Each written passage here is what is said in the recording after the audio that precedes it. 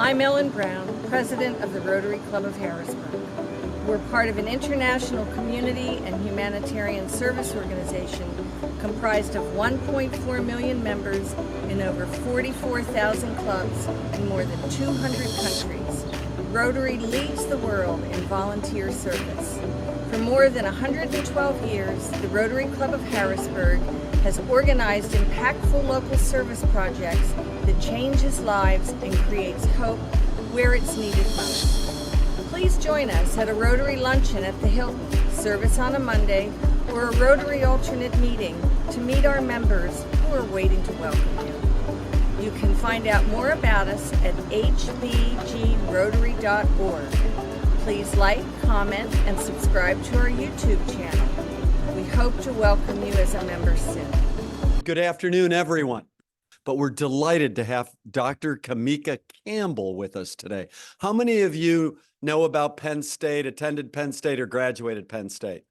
Okay, so you have something in common with Dr. Campbell. She is a graduate of Penn State, Florida State as well, originally from Brooklyn. She has graced us for a while. Many of you may know her as a talk show host and a community activist. She's been featured in the Berg, in Central Penn Business Journal, on NPR. She hosts a talk show from Open Stage every week. And she's been associated with UPMC. She was a co-founder and is the vice president of the Young Professionals of Color. And I think one of the things that I'd like to say about Dr. Campbell, who's been on the HACC campus. That's her association to HACC.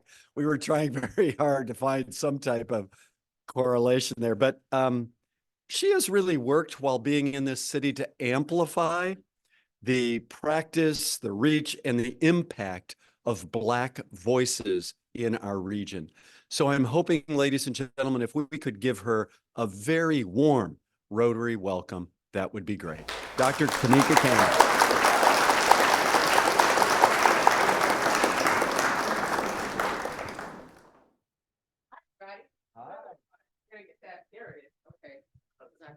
Because I'm gonna have to walk around. That's a very nice podium, but it's gonna restrict me, and I like to move a little bit. If you didn't see me jetting back and forth earlier around the room trying to get some chicken, you'll know what I mean. I move a lot.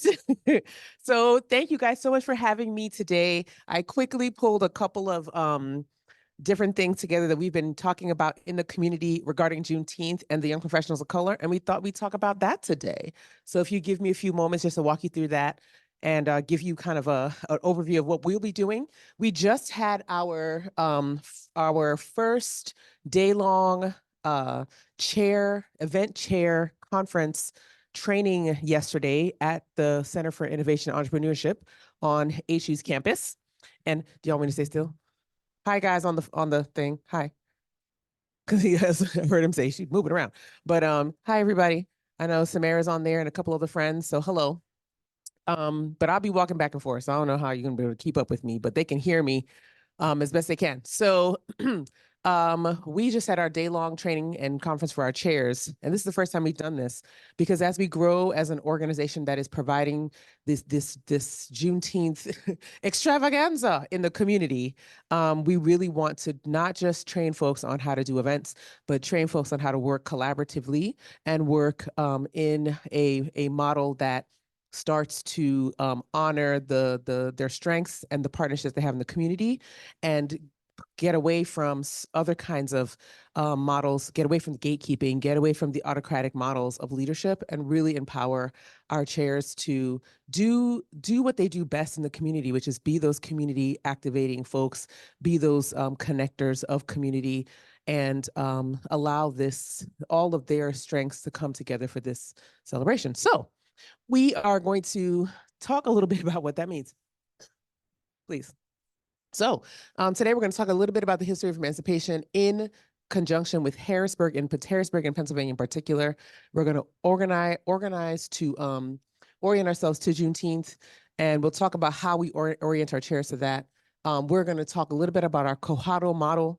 We contracted with a nice man named Paulo Gregory out of Baltimore to start learning new models of leadership. And we currently employ the cohortal emergent leadership model as the way that we understand and we do community and community leadership work. We are going to talk about how we're organized. We'll talk about our community calendar. Two things I do want our Rotary folks to know off the top is we're looking for a volunteer brigade chair, someone to organize our volunteers, and an economics pillar or chair to help us keep the businesses and the particularly Black and Brown businesses at the forefront of the Juneteenth model, Juneteenth HBG model, because we believe strongly that emancipation and abolition are a return of economic access, empowerment, and funds, money, financial access back to the Black and Brown community. And then we'll talk a little bit about our fundraising update and how you can help. Thank you. All right, so we've got 152 days till Juneteenth and Ms. Ruby's birthday. It is Ms. Ruby's birthday, and we have 152 days, 22 weeks, 5 months of Juneteenth. Now that sounds like a lot of time, but it's not. We actually started planning in August, and we'll talk a little bit about that. This is the Juneteenth flag, just in case anybody is wondering. This is some people always see the RGB flag, the red, green, and black flag, red, black, and green flag, but this is the actual Juneteenth flag. This is the historical flag. We do some of a play on the red and green and black, but we do absolutely teach and acknowledge that this is the Juneteenth flag. Yes. So let's talk a little bit about the history of emancipation.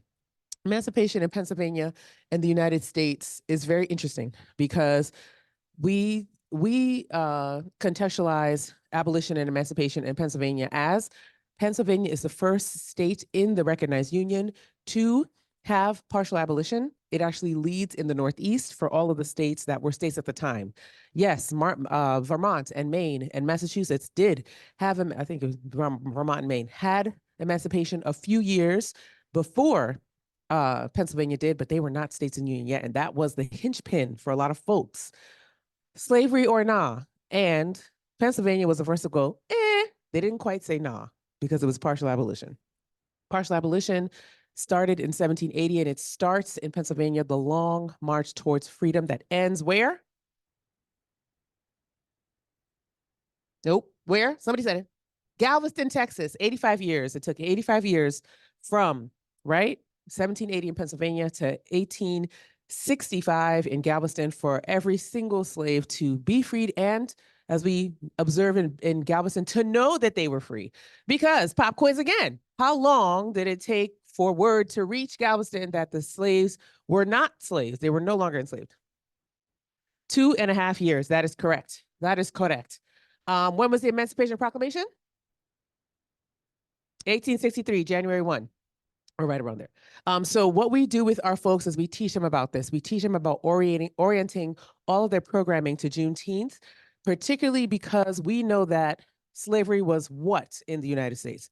What was slavery to the United States? Beautiful. What else? Oh, it was wrong. It's definitely wrong. But in a historical context, what was slavery to the United States? It's okay. We can talk about it. Don't be scared. Say whatever you want. Money. Wrong. Free labor. Beautiful. What else? Economic drive. Money, free labor. What else? Property. What else? Those are good answers. I'll take one more. Those are great answers, but they all encapsulate one thing. Everybody's stumped. My goodness.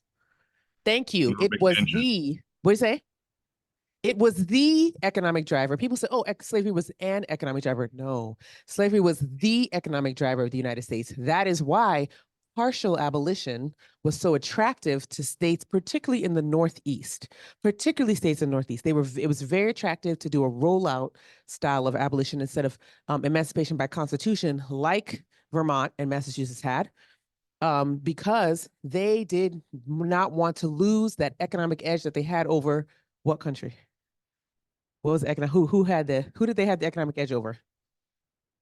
That's right, Great Britain, England. So that was a big thing. And what did they make slaves do in some states once they started petitioning for abolition and emancipation? What happened? That tells you what a great economic driver slavery was in the US. Lots of places did it, but we did it special here. What did we make slaves do once they became freed? We made them pay their masters back. It's pretty crazy. But that is why we talk about this as a return of economic access and material wealth back to Black and brown communities, because we know from a historical perspective, which a lot of slaves didn't write. So we know from the laws that were enacted, and we know from the right here in Pennsylvania, the writings of various leaders who we think of as were sympathetic to abolition. We know from their writings how abolitionism, that era from 1783 to about 1783 to about 1884, 34, how though that era was conceptualized, because abolitionism did not mean that people were necessarily sympathetic to free slaves running around and being a acting active, contributing members of society. That's not what it meant. It meant that sometimes it meant that people were advocating, like I think it was John Harris Jr. did. He was sympathetic to abolition, but he also was like, well, slaves can't really be included in society because they've been irreparably harmed, which is interesting, given that there are people in our society today who say that slavery was good for something. It was good for something, but it wasn't good for slaves. So we try to orient all of our programming towards Juneteenth, and people are like, why a concert? That seems like it's too much fun. Well, we should be celebrating, obviously. Well, why the conference? Why this? Because we want to teach about how each part of life for Black and brown folks today still connects back to that, even though we say it doesn't. Why don't you get over slavery? Don't we hear that a lot? Why don't we get over slavery? Do you know when the last slave was freed in the United States? Actually freed? Not hiding in the shadows behind, oh yay, Emancipation Proclamation. The year my mother was born, 1955. So when we say, should we get over slavery? Yes, we would love to get over slavery. But what does getting over slavery look like? It looks like us being truthful in our teachings about what emancipation means. It looks like us returning economic access and financial wealth, generational wealth back to Black communities. As we know, post-emancipation, redlining and bank policies and all these different things prohibited even Black soldiers from having the same things as white soldiers who fought for this country. So when we talk about getting over slavery, when you hear somebody that you may know talk about, you know why? I don't know why those Black people are complaining. They need to get over slavery. What are you gonna tell them? I want to know. What are you gonna tell them? Yes, Brad. It's still not over. We have so many tentacles that have been entrenched in our society because of the outfit that slavery was, that still hold this country up today. So we have a lot of work to do, but all is not lost. All is not lost. What I like to talk about for everyone, and this is a question I asked my chairs yesterday, how is our programming that we're doing for Juneteenth, how does it connect to emancipation teaching and emancipation literature? And what all of our scholars and our ancestors have been teaching about and talking about, not just fighting for, but they spent time teaching about it and talking about it, and talking in front of. Frederick Douglass spoke not far from where we are literally standing right now, about why emancipation was so important and how we needed all parts of society to get there. That was the important parts about his message. And he ran out of here with bottles and stones from what used to be the Dauphin County Courthouse downtown. Crazy, right? So I'd like to ask you all the same question. How are you connecting what you do in this community to emancipation? Emancipation is a living, breathing idea, a living, breathing construct. It is something that we never ever get to because of how entrenched. It's a journey and not a destination. We are working every day to be not just celebrate Juneteenth, but we're working to uproot some of those well-entrenched and foundational ideas about our society by constantly talking about emancipation and emancipatory practices. So I can get into, that's a whole nother talk that I'll be doing on the church's emancipatory practices. I'll be doing it actually, where am I? Because I'm bad at directions. At that church over there, Market Street Presbyterian. Market Street Presbyterian Church on the 24th of February, we'll be talking about the church's role, particularly Presbyterian Church, and religion's role. The Quakers and the anti-slavery society, they were very brazen and very bold with their the way that they disavowed slavery, and also the AME Church. Yep. So those are the three, and there's more, but those are the three we're going to cover in that talk. So I invite you to come on February 24th, right down the road here, 10 to 1 at Market Square Presbyterian Church. All right, so we'll save that for another talk. Back to this. So next slide, please. Thank you. So we believe that with our programming that we're meeting a historical need. Again, Pennsylvania is the first state to have emancipation. It starts the 85-year march towards freedom. The Juneteenth HBG Collaborative, we now host the most comprehensive Juneteenth celebration in the region. Aren't you proud of us? Yeah. It took us years. People are like, well, how are they? My favorite critiques of what we do is, well, how are they doing that? It took us 7 years. It took us going to and talking to people. It took a national change. People are like, well, how were you ready in 2020 to host this huge Juneteenth celebration? We had our first like medium-sized one. Back then it was huge to us, where 200 people showed up throughout the day at Hearst Manor, which is right down the street here. And they came to celebrate with us in the wake of Black Lives Matter, in the wake of the Black Lives Matter uprisings, all of the protests we were doing downtown. Me and my circle of friends believe protesting is one thing, right? It's one tool in the toolkit. What do you do after that? And this is our after that. When we had protests, we sat down, we said, what else can we do? We protested. Well, we got the Community Law Enforcement Advisory Committee submitted amendments and got that up and running in 2020 as well. So Bill 8, 2020. There are so many things that happen after, right? After protesting, and people get very upset about protesting. And I understand, because it can be scary. It was scary for a lot of us. But after protest comes organization. After organization comes action, and after action comes reinforcement, and after reinforcement comes more organization and more action, and you keep doing that over and over again. And if you don't keep doing it, guess what you're going to be doing in a couple years again? Protesting without any action. And that's cool for a moment until you realize, and people realize, protesting doesn't get it all done. What do you do after that? This is our after that. Yes, thank you. Oh, just 4. Okay, just kidding. So this is our regional market that we want to reach. Pennsylvania, the 67 counties of Pennsylvania, 12.8 million people. I think we're up to like 13 million though. Harrisburg, Carlisle Metropolitan Statistical Area. We are the 96th metro community in the United States with 550K.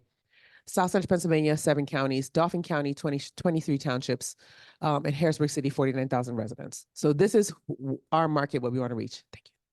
Our Cohado Roundtable Review. Cohado is the model I told you that we're using.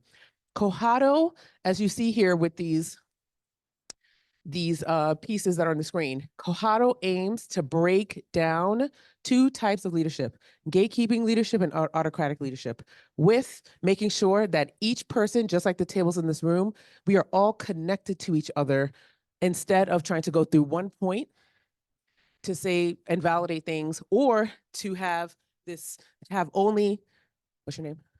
Lauren right here, be the only gatekeeper where everybody has to go through this way.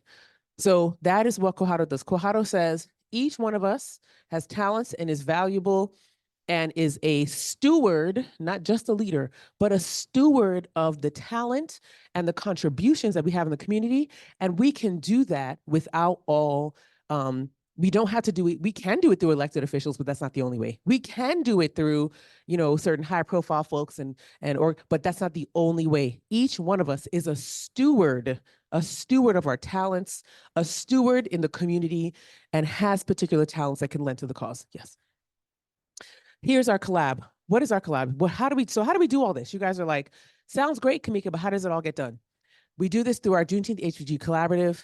We are working with local businesses, community organizations like Rotary to do this work, and sponsors. This year, we're going to be doing it June 15 to 24 in the greater Harrisburg area. It's going to be a week long of activities to observe the emancipation of slavery. And we do this by leveraging sustainable partnerships for a well-funded legacy event. Why the collaborative? It equals success. Keep going.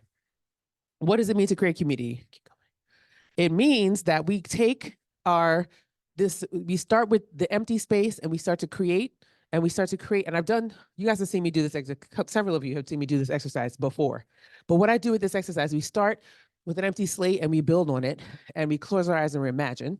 Next slide. And we start to think about all the things that we want in space. We'll do it when I have more time. Okay, I'll be back. So that we can get to the place where we're thinking about, we're not just thinking about community as already shaped and already done. We're thinking about it as a living, breathing, developing thing that we can contribute to in real time. That's the point. Next. These are our pillars we'll be working with, our cultural arts. These are our 4 areas of engagement, big areas, overarching areas. Keep going. Keep going. And this is our timeline. We start planning in August. So as soon as we take a nap in July, and then we hit it again in August, and we get going. From January to May, we have collaborative meetings, and then May and June, we have our pre-events and our week events. This is our scope of events this year. We have our volunteer training session. We start on the 15th. We end with church service on the 23rd at Greater Zion AME. Our key messages: one city, one team, one economic impact. We always want to say that. Everyone is involved in this planning because everyone is a part of it, no matter what you look like, no matter who you are. It is collaboration between city leaders, organizations, and residents. It is a celebration and commemoration of Juneteenth as a federal holiday, a state holiday, and as announced last year at our Juneteenth press conference at K. Leroy Irvis building, a county holiday as well. Here are our fundraising updates. Our goal is to raise $199,000 to pull off this week, and we are starting with about a little less than $50,000 in reserves. Any questions? Here's who you contact.